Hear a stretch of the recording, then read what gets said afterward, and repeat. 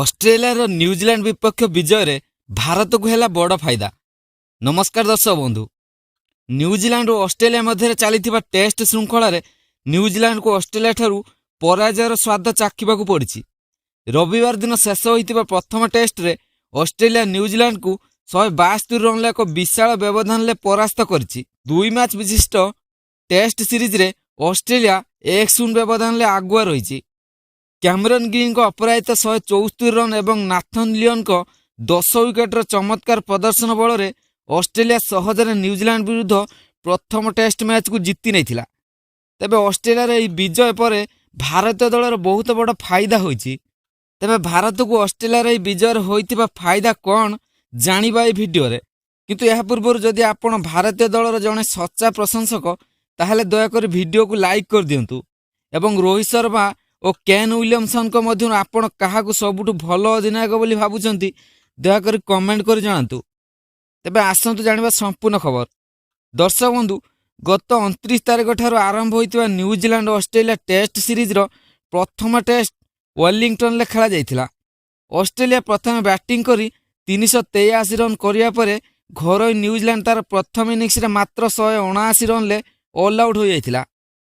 ଏହାପରେ ଅଷ୍ଟ୍ରେଲିଆ ତାର ଦ୍ୱିତୀୟ ପାଳିରେ ମାତ୍ର 164 ରନ୍ରେ ଅଲ୍ ଆଉଟ୍ ହୋଇଯାଇଥିଲା ଏବଂ ନ୍ୟୁଜିଲାଣ୍ଡ ପାଇଁ 369 ରନ୍ର ବିଜୟ ଲକ୍ଷ୍ୟ ରଖିଥିଲା, ଯାହାକୁ ପିଛା କରିବାକୁ ଯାଇ ନ୍ୟୁଜିଲାଣ୍ଡ 64.4 ଓଭରରେ ମାତ୍ର 196 ରନ୍ କରି ଅଲ୍ ଆଉଟ୍ ହୋଇଯାଇଥିଲା ଏବଂ ଅଷ୍ଟ୍ରେଲିଆ ଏହି ମ୍ୟାଚ୍କୁ 172 ରନ୍ ବ୍ୟବଧାନରେ ଜିତି ନେଇଥିଲା। ତେବେ ଅଷ୍ଟ୍ରେଲିଆର ଏହି ବିଜୟ ଦ୍ୱାରା ଭାରତୀୟ ଦଳ ପାଇଁ ବହୁତ ବଡ଼ ଲାଭ ହୋଇଛି।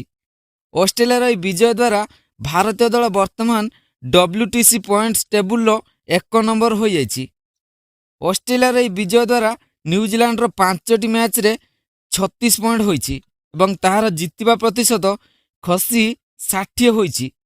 ତେବେ ଭାରତର ଜିତିବା ପ୍ରତିଶତ ବର୍ତ୍ତମାନ 64.58ରେ ଅଛି। ଆଉ ଏଥିପାଇଁ ଭାରତ ଏବେ ପଏଣ୍ଟସ୍ ଟେବୁଲରେ 1 ନମ୍ବର ହୋଇଛି। ଅଷ୍ଟ୍ରେଲିଆ ବର୍ତ୍ତମାନ ପଏଣ୍ଟ ଟେବୁଲର 3 ନମ୍ବରରେ ରହିଛି। ତାହାର ଜିତିବା ପ୍ରତିଶତ ଏବେ ବଢ଼ିକରି 55ରୁ 59.09% ହୋଇଛି। ଅନ୍ୟ ଦଳମାନେ ଯେଉଁଠି ଥିଲେ ସେଇଠାରେ ଅଛନ୍ତି। ଭାରତ ଏବଂ ଇଂଲଣ୍ଡ ମଧ୍ୟରେ ଟେଷ୍ଟ ଶୃଙ୍ଖଳାର ପଞ୍ଚମ ମ୍ୟାଚ୍ ଧର୍ମଶାଳାରେ ଖେଳାଯିବାର ଅଛି। ଯଦି ଭାରତୀୟ ଦଳ ଏହି ପଞ୍ଚମ ଟେଷ୍ଟ ମ୍ୟାଚ୍ରେ ଇଂଲଣ୍ଡକୁ ପରାସ୍ତ କରିଦିଏ ତାହେଲେ ତାର 68.51% ହୋଇଯିବ ଏବଂ ନ୍ୟୁଜିଲାଣ୍ଡ ଯଦି ଅଷ୍ଟ୍ରେଲିଆ ବିରୁଦ୍ଧରେ ଦ୍ୱିତୀୟ ଟେଷ୍ଟ ମ୍ୟାଚ୍କୁ ଜିତିଯାଏ ତାହେଲେ ମଧ୍ୟ ଭାରତକୁ 1 ନମ୍ବରରୁ ହଟାଇ ପାରିବ ନାହିଁ। ନ୍ୟୁଜିଲାଣ୍ଡ ପାଖରେ ରବିବାର ଦିନ ଇତିହାସ ରଚାଇବା ପାଇଁ ବହୁତ ଭଲ ସୁଯୋଗ ଥିଲା। ନ୍ୟୁଜିଲାଣ୍ଡ ନିଜର ଟେଷ୍ଟ କ୍ରିକେଟ ଇତିହାସରେ ସବୁଠୁ ବଡ଼ ସ୍କୋର 369 ରନ୍ର ସଫଳ ଭାବରେ ପିଛା କରିପାରିନଥିଲା। ଏହି ଲକ୍ଷ୍ୟର ପିଛା କରିବାକୁ ଯାଇ ନ୍ୟୁଜିଲାଣ୍ଡ ମାତ୍ର 196 ରନ୍ରେ ଅଲ୍ ଆଉଟ୍ ହୋଇଯାଇଥିଲା। ଅଷ୍ଟ୍ରେଲିଆ ପାଇଁ ନାଥନ୍ ଲିଓନ ବିଜୟର ହିରୋ ଥିଲେ, ଯିଏକି ନ୍ୟୁଜିଲାଣ୍ଡର ପ୍ରଥମ ପାଳିରେ 4 ୱିକେଟ୍ ହାତେଇଥିବା ବେଳେ ଦ୍ୱିତୀୟ ପାଳିରେ 6ଟି ୱିକେଟ୍ ନେଇଥିଲେ। 1993 ପରଠାରୁ ନ୍ୟୁଜିଲାଣ୍ଡର ଏହା ଅଷ୍ଟ୍ରେଲିଆ ବିରୁଦ୍ଧରେ ଲଗାତାର 11ତମ ପରାଜୟ।